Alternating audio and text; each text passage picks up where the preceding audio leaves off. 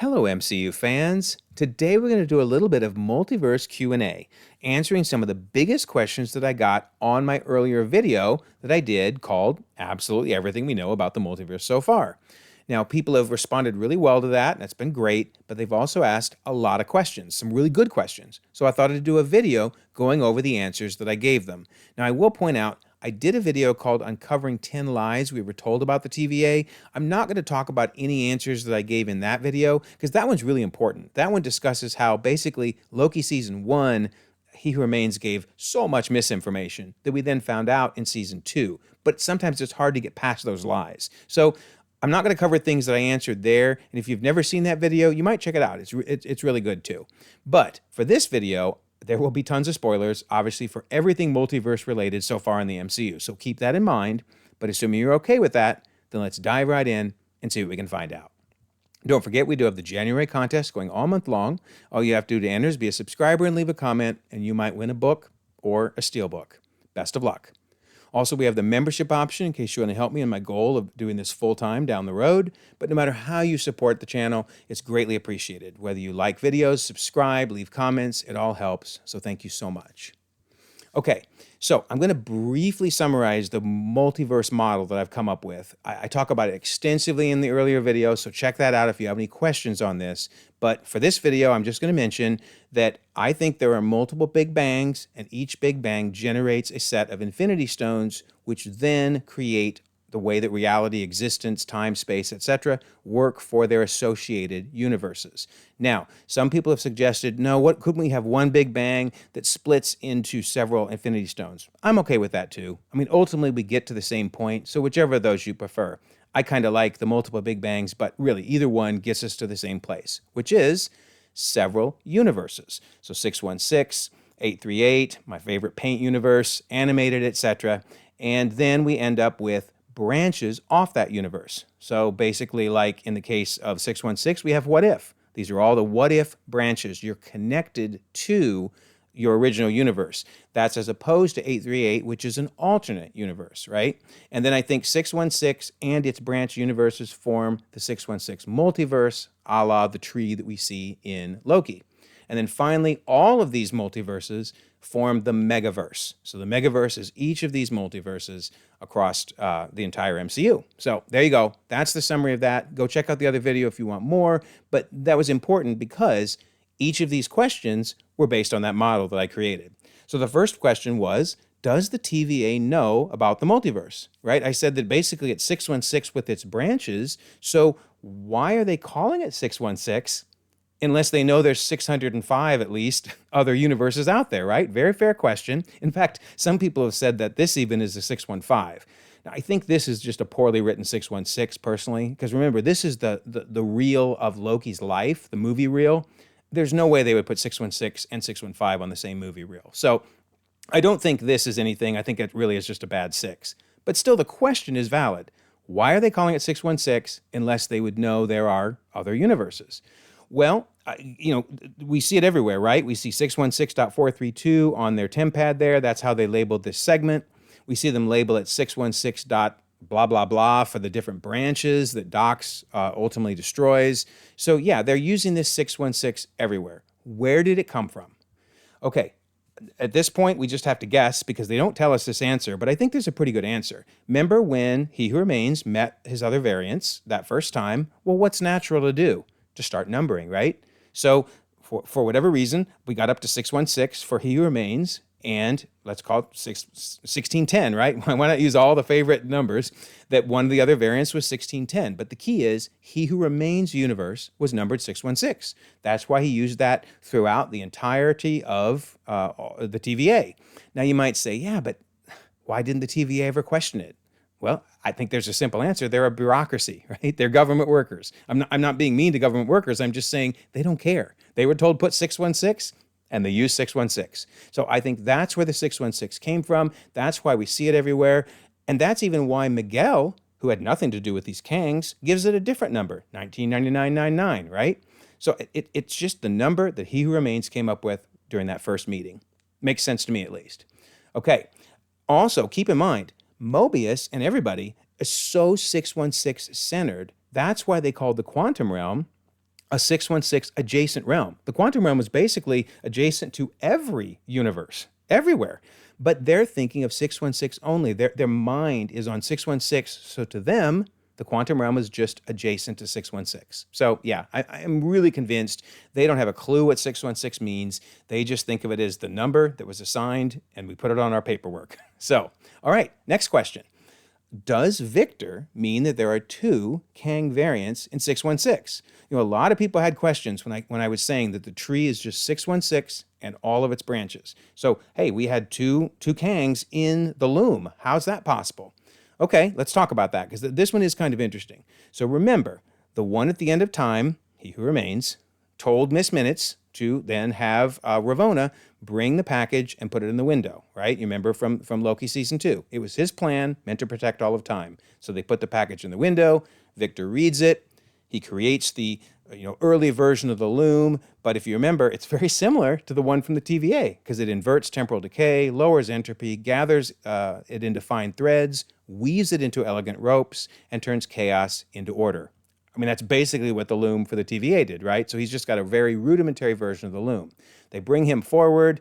He helps them figure out how to make the multiplier work better because their loom's temporal decay outpaces the multiplier. I had the same problem. But of course, what do we realize ultimately? That there was no way, even his multiplier was not enough. They could not stop the infinite rate of expanding. So, what's the entire point of this? He who remains put Victor Timely as a sleeper cell back in time as a child for one purpose only, to bring Loki back to him. Because he didn't know whether or not Sylvie would kill him or whether or not Loki would join him. He didn't know which would happen, but he had the backup plan of Victor Timely, a sleeper cell, if you will, I like to call him that would get activated and bring Loki right back again. So, yes, the bottom line is, yes, there were two Kang variants in 616, but he who remains placed young Victor into the sacred timeline as his backup plan if necessary. Wild, right? Poor Victor. Sorry, buddy. You were a pawn just like everybody else in this game. So, anyway, hope that answers that question. Another question people asked, if we're talking about the TVA just being 616, why are there more than 6 Infinity Stones? That shouldn't be possible, right? That's a fair question. I definitely understand the question. I mean, they say, we get a lot of these. Some of the guys use them as paperweights, says Casey. And notice there's Loki holding the Tesseract that he had in his hand when he was pruned. And that's actually the answer to our question, right? Because here's the scene where he was pruned. I hereby arrest you for crimes against the sacred timeline. You can see the Tesseract sitting on the ground, and Hunter B-15 picks it up. So the answer is there's a bunch of stones because over time, because they've pruned thousands and thousands of timelines, there were multiple times when someone had an Infinity Stone with them at the time when they were pruned. That's all that means. So it's fine that they had several of them, but they still all came from 616. I hope that makes sense. They all came from 616, that just from different times people were pruned. All right, great. Another question people asked, is there only one America Chavez? Because obviously she's able to jump between alternate universes and she doesn't create an incursion, which is insane when you think about it. And she's the only one that can do that. Michael Waldron made it clear. No one else across the entire multiverse can jump between alternate universes and avoid creating incursions. So she tells Doctor Strange, this universe doesn't have a me. And he says, what? And she says, none of them do.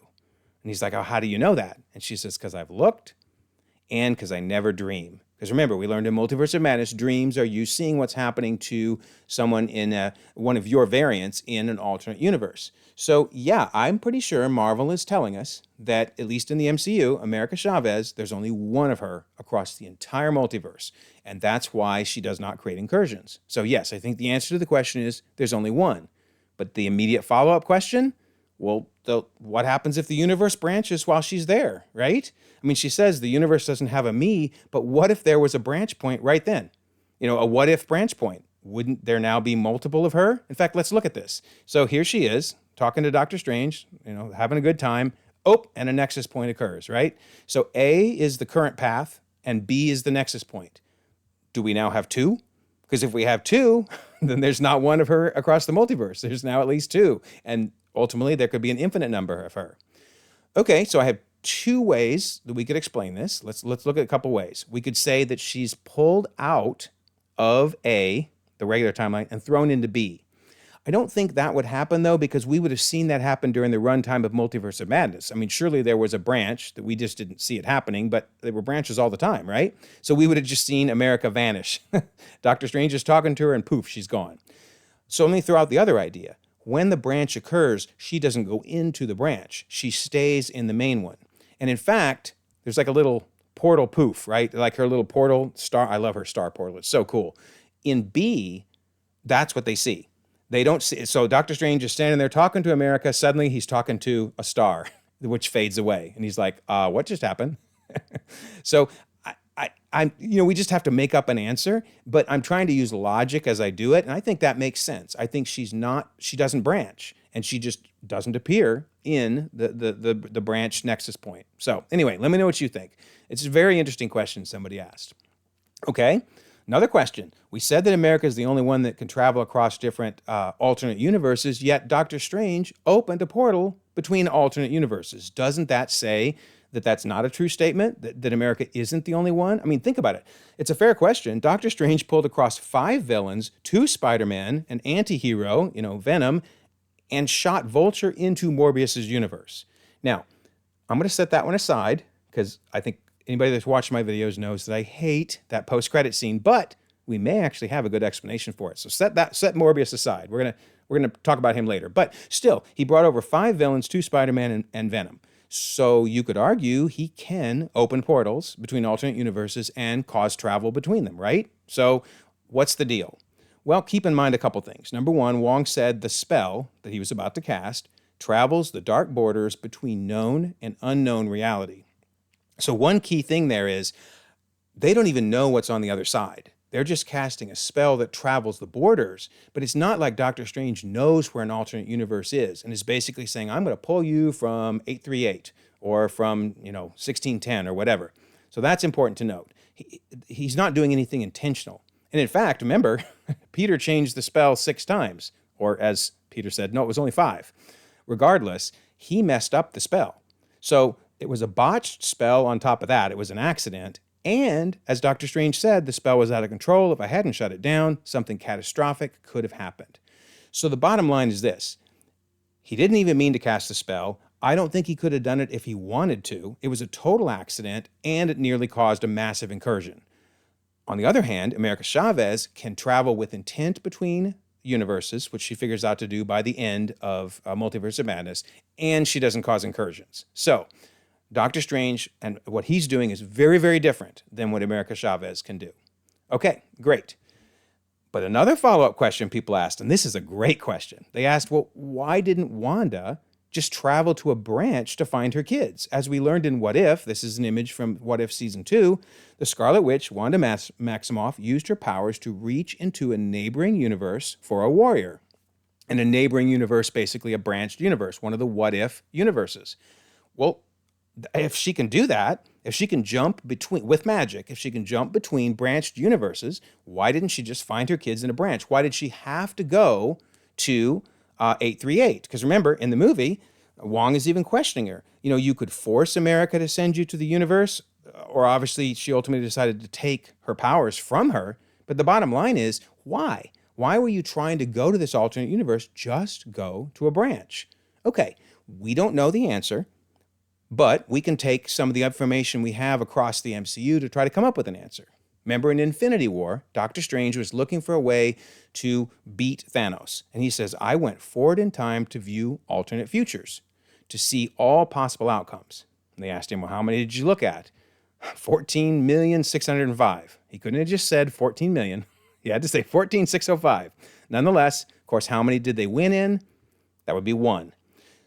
So 2 things here we could apply to Wanda. Number 1, Wanda may have looked at alternate branches. I mean, if basically what Doctor Strange was doing was looking at possible futures in the current timeline, yes, but that's kind of like looking at branches because these are all the different ways things could have branched. Well, Wanda, therefore, surely has the power to do the same. She could look across the branches and she couldn't find her kids. So she looked and they weren't there. And it makes sense that because number 1, Vision is an android. So maybe he can't even have kids. Maybe even with magic it can't happen.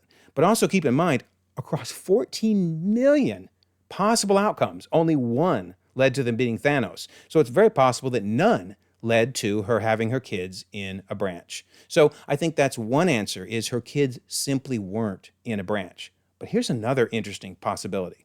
Maybe it's that the Darkhold took over her, right? Because basically she was, controlled by the Darkhold. The Darkhold wanted her to steal America's powers because it wanted her to be all-powerful, to have the ability to jump between alternate universes. So the Darkhold made her think Billy is crying, "Mom, help," from 838 or from some other universe. And Tommy is crying, "Help, Mom, please." So it was the Darkhold that might have been convincing her, this is your only solution. There's nothing in the branches. Don't even waste your time there. You're going to have to go here, and the only way you're going to be able to do that is if you steal America's powers. So I think that's really interesting to consider that this was all because of the Darkhold. So anyway, tell me which of those answers you like, or if you have another answer. But I do think there's a reason that she didn't just go to a branch. I don't think her kids were there, or she certainly didn't know about them if they were. Question number 8. Can you use the quantum realm to travel between alternate universes? Very interesting question, right? In other words, if I'm in 616, could I go into the quantum realm and jump into 838 to get out? I mean, as you can see highlighted in this article here, Jeff Loveness said that the quantum realm is the basement of the multiverse, so that would mean you should be able to jump between alternate universes, right? It's a great question. So we do know that you can jump between timelines that are branched off of your original timeline, or I like to call universes branched off your original universe, because I think universe and timeline are being used interchangeably. But the key is they're anchored. You're able to jump to another timeline and jump back to yours again because they are anchored. They're branched off each other. We saw it in Agents of S.H.I.E.L.D. as well. They went between timelines, but the key is it's because there was a branch. So if we look at our multiversal model, what they did is they entered the quantum realm from the main universe and went into a branch, and then went back from that branch into the quantum realm and went back to their main universe. The question is, can you do that? Can you jump into the quantum realm from 616 and come out in, let's just say, 838? Okay, so again, they don't give us these answers, so we have to try to use logic and come up with our answers. I think the answer is no, because I don't think you know where it is. Remember the spell, Doctor Strange's spell, traveled the borders of the unknown realms. I mean, basically, you don't know where 838 is. How can you jump into the quantum realm and then jump somewhere random? It's kind of like Nightcrawler when he was asked to teleport somewhere he'd never been before. You could teleport into a wall, for all you know, right? It's very dangerous. So I just don't think you could enter the quantum realm and just randomly go to somewhere that you have no connection to. So personally, I think the answer is flat out no. But keep in mind, even if the answer is yes, you're going to create an incursion. So if you jump into 838 or 1610 or whatever, you're going to create an incursion anyway. So it's not a good solution. So I would say either way, traveling between alternate universes with the quantum realm is either a very bad idea or flat out impossible. So anyway, that's my take on that. Another question, I was asked, why don't branched universes cause incursions? Now, I actually think this answer is kind of, we have to look to nature for this answer. The very fact that Marvel showed us a tree image, right? We see Loki's tree there. Trees grow naturally. Trees' branches don't create incursions among themselves. However, in a forest, two trees could create incursions. One tree could start sapping the water out of the ground and all the nutrients out of the ground from another tree. It could even crush its roots and destroy the tree. It could grow over the tree and block out the sun. So yeah, two different trees do create incursions, but one tree is not going to create an incursion in and of itself.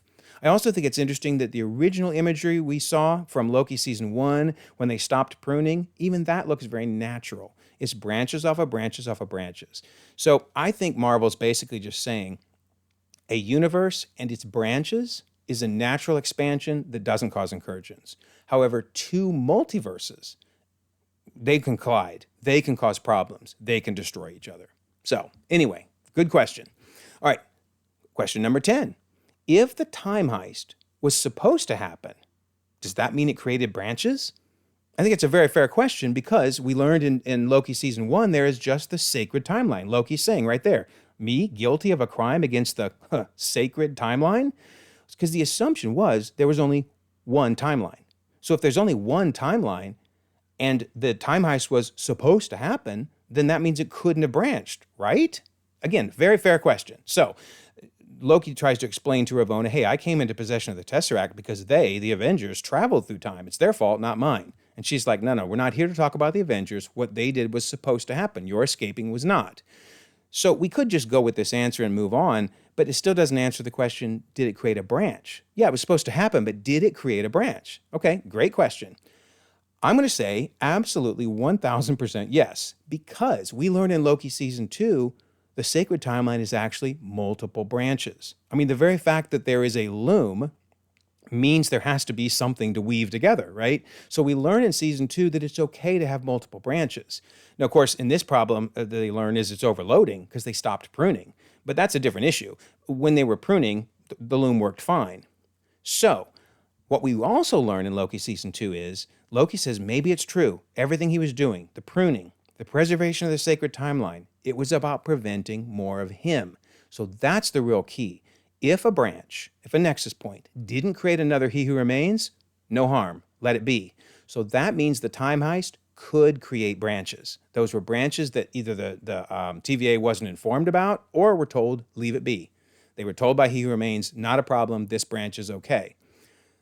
And here's the reason I say it's got to create branches. Look at the carnage they caused during the time heist. I mean, Captain America told Sitwell, "Hail Hydra." That would mean if this wasn't a branch, and they were in the main timeline doing this stuff, that now in 2012, they think that Steve Rogers is Hydra, right?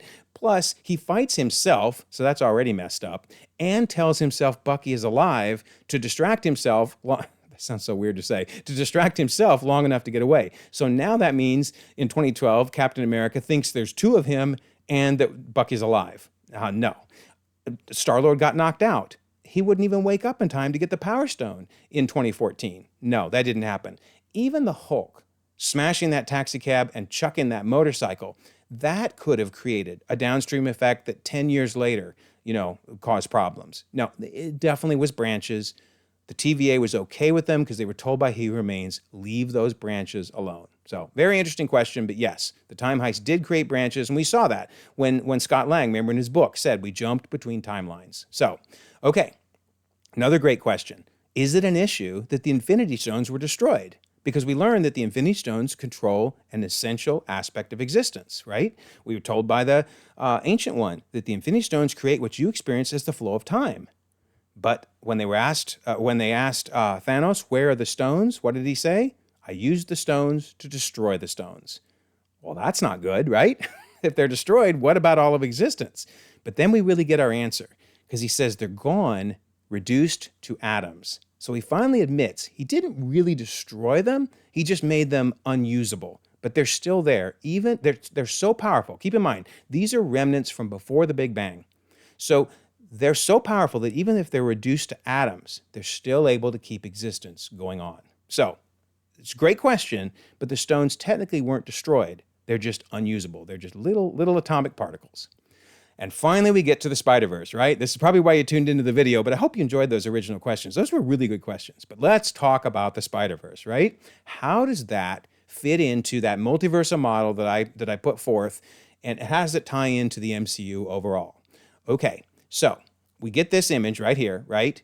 And it's interesting because this is the first time across the Spider-Verse where we saw this image looking more like a tree. Because notice in Loki season 1, like we talked about, it was the sacred timeline in a loop, in a circle.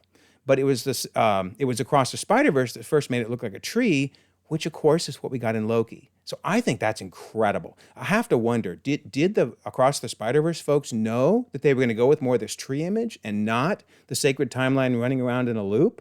That is fascinating to me. But okay, so you got that, right? But I did mention in my other video, we have to take into account and at least mention this crazy quote from co-director Kemp Powers of the movie, who said, the movie's not connected to the MCU. The world of Miles Morales and the Spider-Verse is not tied to the Marvel Cinematic Universe or anything like that. Every reference is a bit meta, and this isn't something where we did anything in conjunction with Marvel. My word. I mean, that's like 4 times he basically said, this is not connected, stop asking.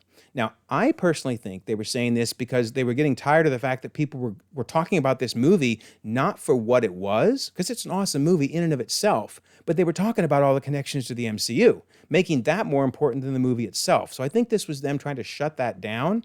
But I'm going to say big ol' X over this. There is no way Sony does not ultimately want the Spider-Verse to connect to the MCU. No way. So I think these quotes were to try to, get people to come and see Across the Spider-Verse as a Lord and Miller movie, and not as an MCU tie-in. But I do think they tie together. So let's talk about how. Okay, so this quote is tricky, but work with me. So Miguel starts by saying, "This is everything." And he shows us that. So on the surface, you'd be like, oh, well, that doesn't look like your model, because your model had multiple trees. So, nope, your model's out the door. Very fair, very fair. I get that. But let's then move forward. He then says, and this here, this is all of us. And notice we start moving into the web of life and destiny. But here's the key. It's way bigger than his tree, right? It expands way out. So I think when he was saying, this is everything, I think he was saying, I'm about to show you everything. Not this is everything, but I'm going to show you everything. Because otherwise, we wouldn't have seen the web of life and destiny expanding so far out to the right and the left. So I think that's important to note. But here's the real kicker. This is so incredible. So he says, all of our lives woven together in a beautiful web of life and destiny. Of course, Miles then says, oh, it's the Spider-Verse. And Miguel's like, that's stupid. It's called the arachno-humanoid polymultiverse. Then, of course, he agrees that's kind of stupid too. But here's the real key. Look at what he said. Arachno-humanoid polymultiverse. What does poly mean? Many. So many multiverse is what he's saying. And what does many multiverse mean? Well, let me fix it for you, Miguel. You just said megaverse. That's what you said, right? Polymultiverse is a megaverse. Oh my gosh. So he literally was acknowledging there is more than one multiverse. So I think it works perfectly with the model that I've been laying out. The web of life and destiny is this big web-like structure that encompasses all of the multiverses across the megaverse. Miguel's and Spider-Gwen's and Peter B. Parker's and on and on and on and on. And that also includes the MCU and the Sony Spider-Man universe, etc. So yeah, it works perfectly. Polymultiverse. Wow. Okay, that's great. Okay, what's up with those canon events? Let's talk about that. So they discuss the fact, Miles asks, hey, and these nodes where the lines converge, what's that all about? And Miguel says they're the canon. They're the chapters that are a part of every Spider's story every time. And that's key. He's saying every time. Now, stop and think about something for a second, though. Miguel didn't have most of these. I don't know if you know his origin, right? Or well, they show it in the movie, but even in the comics, they expand it even more. He's very, very different. So he's already on, I think, shaky ground when he says these all happen every time, because they didn't happen in his life. But nonetheless, let's move on.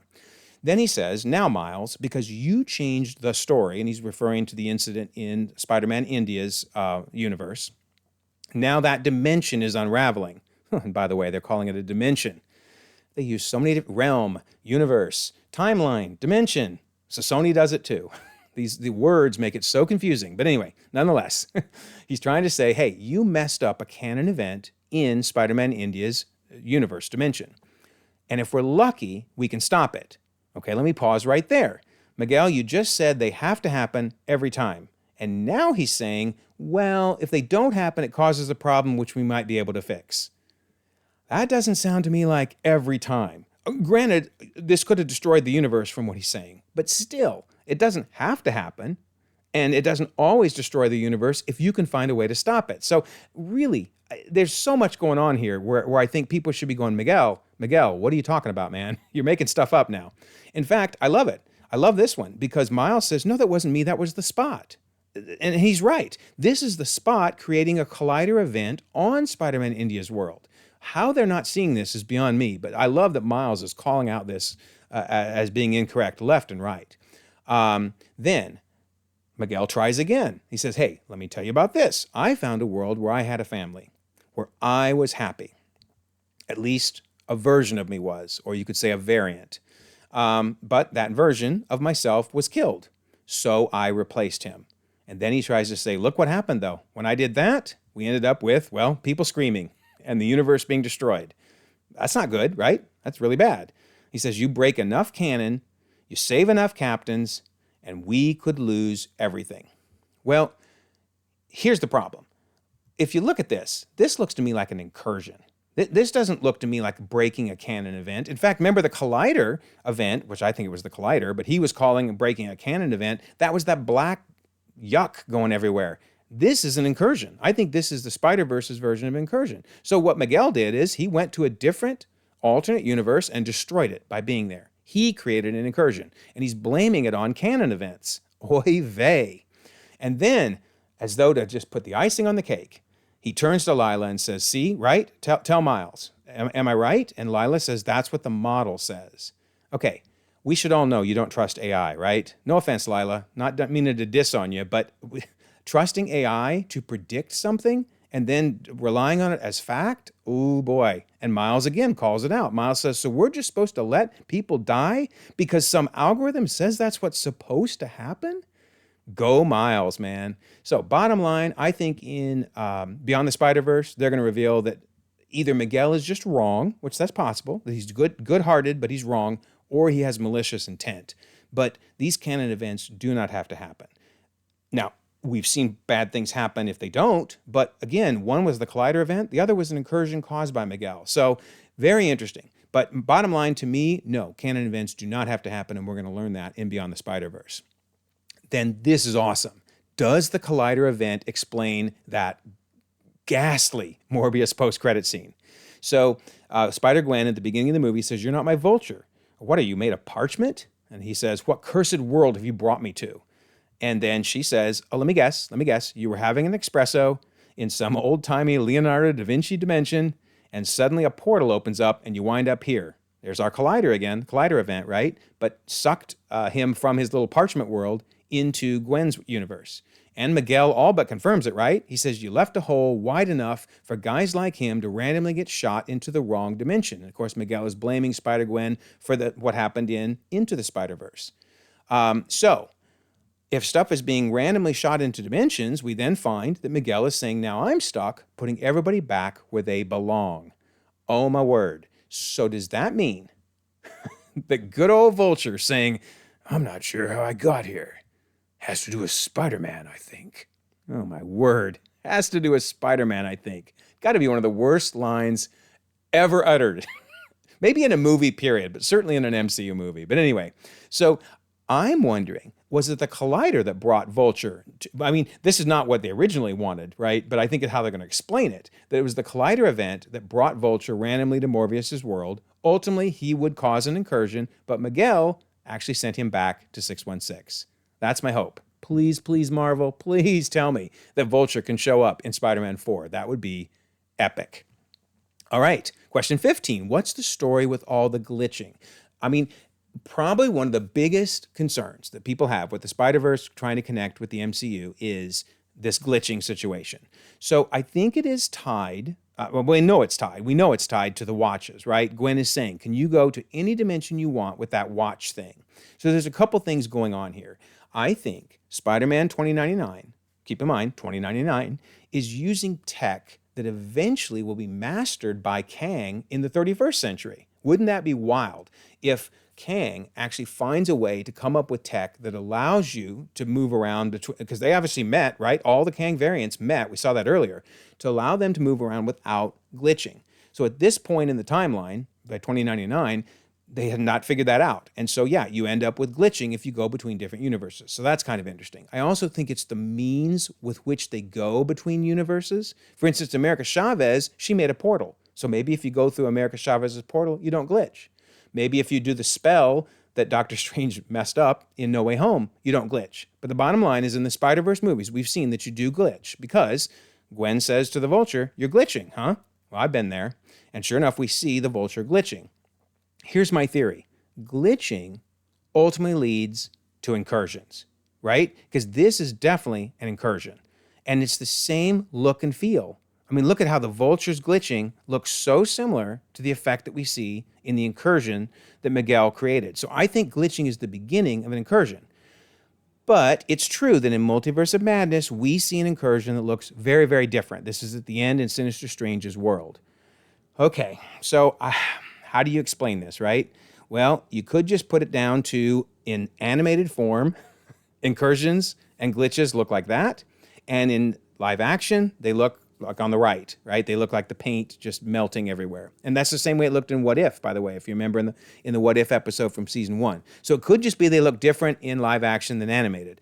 Or we could just have to say that they're not talking to each other and they're going to make a change down the road where they say that, the glitching never really looked this way, it always looked that way. I still like to come up with answers. So I'm going to go with glitching looks different in animated versus live action. I don't know what else to do with it because clearly, Sony and Marvel were not talking. Clearly, they came up with two different issues if you go to an alternate universe. So anyway, if you have a better idea, let me know in the comments, but I'm going to go with it's just an artistic decision to show an incursion differently in live action versus animated. All right, and lastly, does Miguel's tech allow you to maintain your own reality? Remember in Multiverse of Madness, they turned to cartoon, they turned to cube, they turned to paint. Just one day in my life, I want to be paint. That'd be so much fun. So much fun.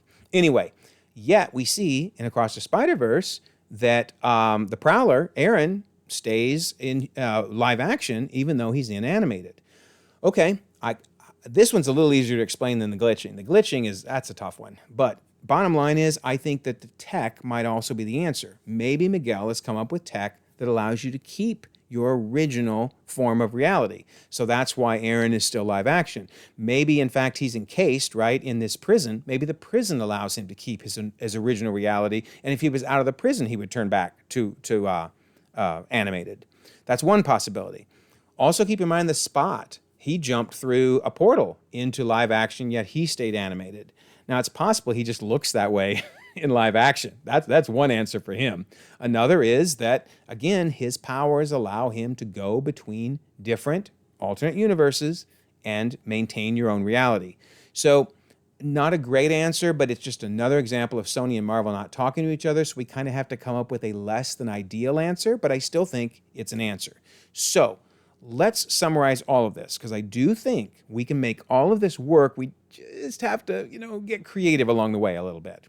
So, first of all, I think the Spider-Verse is a megaverse. I mean, literally, Miguel said that himself. I think the Web of Life and Destiny connects each of the multiverses in the megaverse. That works perfectly. I think canon events, I think we're going to find out that they may or may not be required to happen. They're not quite as definitive as Miguel makes them sound. I think the Collider brought several villains to other universes and actually solves that horrific Vulture Morbius post-credit scene. I think glitching ultimately leads to incursions, so that I don't have an issue with. What gets tricky is I think the Watch does allow you to go between multiverses or alternate universes without glitching, but I also think that glitching just seems to be something unique to the way they're traveling between universes in the Spider-Verse. And we just don't see glitching in the MCU because of the different ways they're traveling. And then I think ultimately that Miguel's tech and or Spot's powers make it possible for you to retain your own reality. So in other words, your live action in animated. Man, I really hope Sony and Marvel work together a little better going forward. But I think they can make it work. These are my suggestions for how to make it work. Let me know what you think in the comments. I've tried my best. This was not easy when they said up front, there are no connections, we're not working together, and it's all meta. That's what they said. But I think we can make it work with these options. All right. Here we go. We're done. Let me know in the comments. Tell me. Be brutal if you want. I'm fine. I'm totally fine if you're brutal. Okay, don't forget, though, we do have the January contest. Be a subscriber and leave a comment. You might win a book or a steel book. We, of course, have the membership option that I've mentioned. And we have the Discord. I always like to bring this up. So many different fun things going on, including Super Bowl. We're going to do a live watch of the Super Bowl to hopefully get some of the trailers. Obviously, Deadpool 3, maybe Kraven the Hunter, maybe Joker. Who knows, right? But it's going to be fun. So we'll do a live watch of that. We have the Comic Club, MMORPG, Smash, and retrospectives. We have contests, server awards. And we have an iceberg for the server. That's going to be crazy. So one of the contests is a What If pitch contest, which ends in just a few days. You still have time, though. Another is coming up with a crazy icon for me. That's really boring. I love my son and I, but hey, that's a boring icon. So make it look cool for Valentine's Day. That's a contest. And then lastly, we have server awards and DC retrospectives. So that's going to be a blast. And then on top of that, we have the iceberg for the server. So if you want to join in on that, that'll be fun all month long in February. So I will leave a pinned comment so you can join the server. We have over 1,100 members across the globe. Always some fun conversation going on. Also, if you don't mind, like this video, subscribe if you haven't already. You can check out more content, and we'll all continue to enjoy the ever-growing, ever-changing Marvel Cinematic Universe.